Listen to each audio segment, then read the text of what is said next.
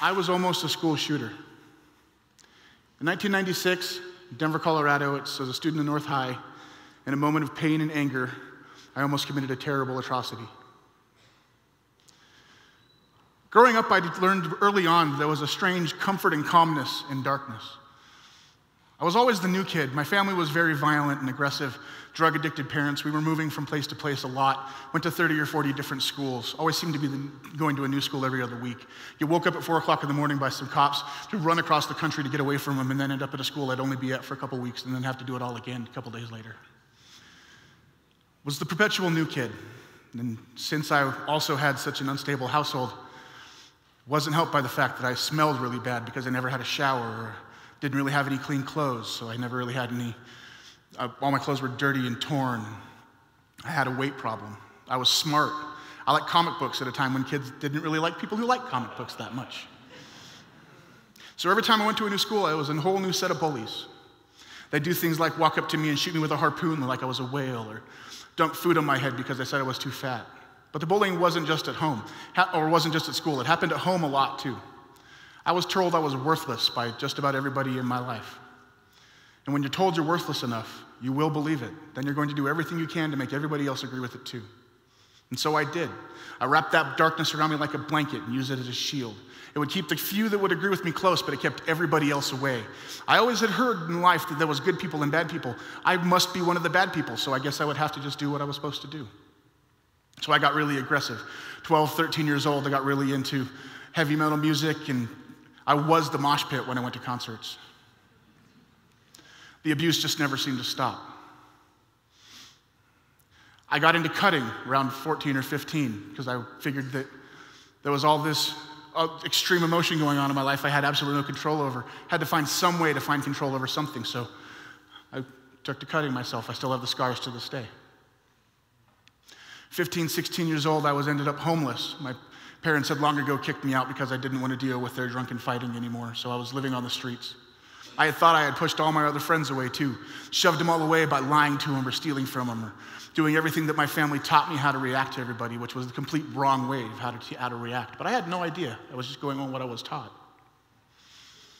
Finally, 16 years old, I'm sitting in my best friend's shed, who I thought I had already pushed away too by stealing from him and lying from him, laying in this shed with the roof wide open, rain pouring down on me into a dungy gray chair that was covered in cobwebs and dirt, hadn't been touched in months.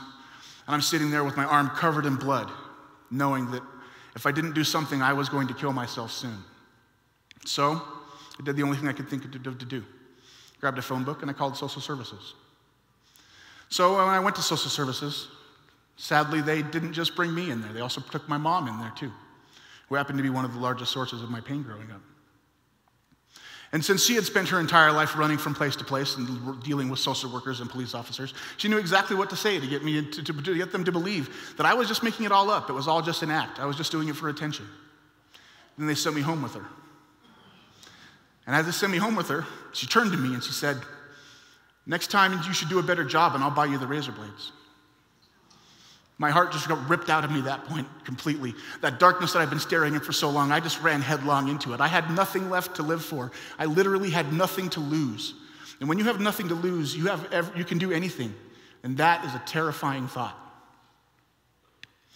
I decided that my act of doing something was I was going to express my extreme anger and rage by getting a gun. I was going to attack either my school or a mall food court. Really didn't matter to me which one. It wasn't about the people. It was about the largest amount of damage in the shortest amount of time with the least amount of security. Both those places were ripe targets. So I wish I had a better story about actually getting a gun, but that was actually really rather businesslike. There was some gangbanger kids near my school. It was back in the mid-90s when gangs were still a rather major problem in North Denver schools. And this kid had seen me, he knew me from my family, he'd sold drugs to them before, and he knew that I wasn't really in school, I was just always at school, so he knew I wasn't a narc or anything like that, but didn't know him anything more than a first name, but that didn't really take anything more than that. I knew that they had access to guns, they talked about it all the time. So I went up to him and said, "Hey, can you get me a gun?" "Sure, get me an ounce." "All right, give me 3 days." That was it. I was waiting to get myself a gun so I could kill a lot of people. But thankfully, I wasn't alone in that darkness. That best friend who had saved me, I was sleeping in his shed, he saw this place that I was in. Even though I had stolen from him and lied to him and taken his belongings and ruined it all, he didn't care. He still brought me in and showed me acts of kindness. Just simple acts. It wasn't the kind of overbearing kindness where they come to you and they say, is there anything I can do to you? Is there a program I can get you in? Is there something I can do to make you better? How can I help you? It was literally just sitting down next to me. Hey, would you like a meal? Let's watch a movie. Treat me like it was a Tuesday. Treat me like I was a person. And when someone treats you like you're a person, when you don't even feel like you're human, it'll change your entire world. And it did to me. He stopped me with his acts of kindness from committing that atrocity that day. If you see someone who's in that spot that needs that love, give it to them. Love the ones you feel deserve it the least because they need it the most. It'll help you just like as much as it helps them. We're in a really big, dangerous spot right now with this trend of arming the teachers and looking out for the kids who might be the threat in schools and maybe turning them into the FBI. What's that going to do to a kid who's in the position that I was in 25 years ago, who's alone and depressed and abused and is just sitting there hurting, and someone thinks that they're a threat? So he gets turned into the FBI, and 1 month of pain turns into a lifetime of legal trouble because one person thought he was going to be a problem. Instead of looking at that kid like he's a threat, look at him like he might be a friend. Look at him like you might be able to bring him into your fold. Show him that it's just a Tuesday. Show him that he's worth it. Show him that he can exist in this pain, even though it's intense, that at the end of it, there is a light at the end of the tunnel. I found my light. Now I'm a happy family man. I have a father of 4. My wife and my daughter are in the audience today.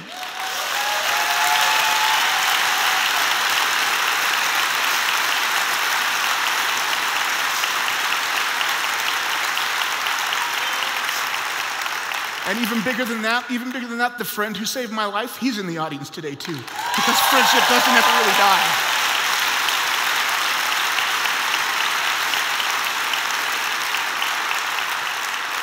We have to give love to the people who we think deserve it the least. Thank you.